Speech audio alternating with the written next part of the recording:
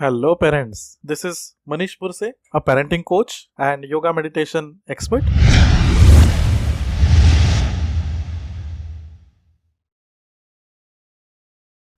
आज मैं आपके साथ कुछ बातें करने वाला हूँ। एक जैसे सवाल आता है, काफी लोग पूछते हैं कि बच्चे को गर्भ में शिक्षा मिलना ये कितना संभव है। उसी के ऊपर आज हम बात करेंगे और दुनिया भर में इसके लिए क्या मान्यता है वो भी थोड़ा सा आज हम देखेंगे, जिसको हम इंडिया में कहते हैं गर्भ संस्कार। इसके कई सारे उदाहरण हैं कि बच्चों को हम जन्म से पहले ही ये सारे संस्कार दे सकते हैं। कुछ मान्यता यहाँ तक सीमित हो गई कि गर्भ संस्कार माने कुछ अच्छे बुक्स को पढ़ना, अच्छा खाना खाना, यहीं तक।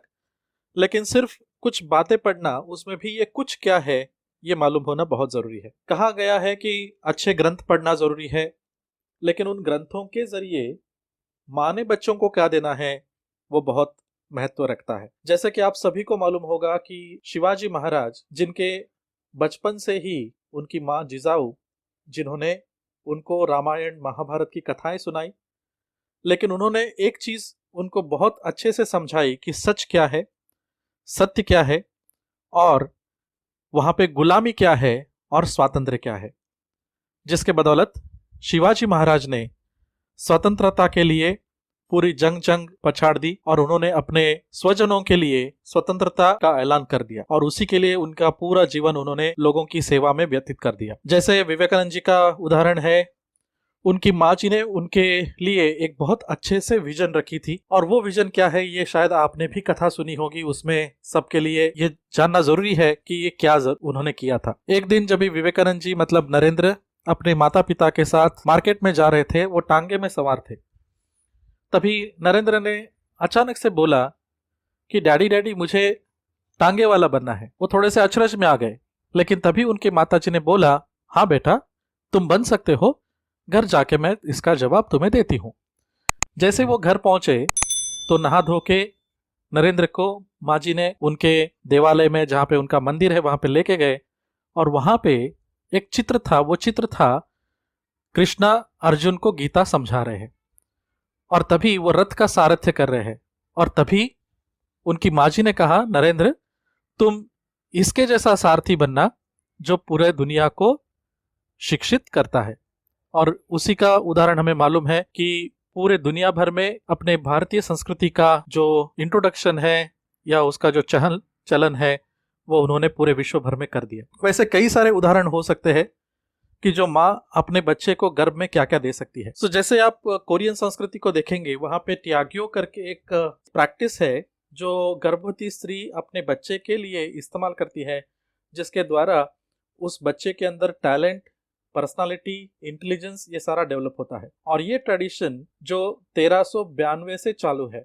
उसके अलावा कई सारे ऐसे एग्जाम्पल्स है जो बहुत सारे देशों में पाए जाते हैं। त्याग्यो के अलावा फ्रांस में हेप्टोनामी करके एक प्रैक्टिस किया जाता है। It is develop by a Dutch scientist, Frans Weldman करके वो साइंटिस्ट है, उन्होंने ये इसको डेवलप किया। और उन्होंने माँ अपने पेट के ऊपर, गर्भ के ऊपर हाथ रखते हुए स्पर्श के द्वारा अपने बच्चे को जन्म के पूर्व और जन्म के पश्चात बहुत सारा कुछ कम्युनिकेट करके उसको फील करा सकती है, उसको कम्युनिकेट करा सकती है।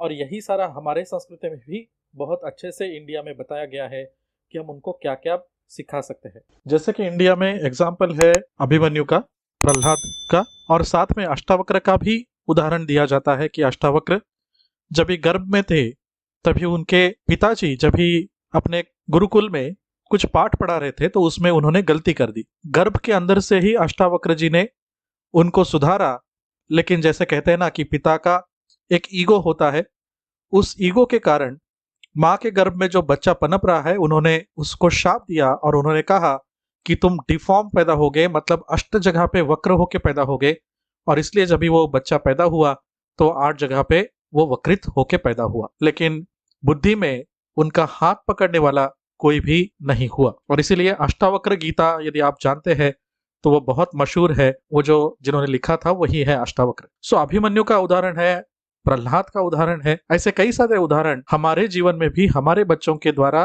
पैदा हो सकते हैं। उसने थोड़ा सा अपने अभिभावकों ने सजग रहना और उसके लिए कुछ सीख लेके काम उसके ऊपर करना जरूरी है। संभावना है कि आप आपके बच्चे को उसके लाइफ के बारे में बहुत बड़ी विजन तो दे ही सकते हैं, उसके अलावा आप उसे 20 से अधिक भारतीय और फॉरेन लैंग्वेजेस सिखा सकते हैं।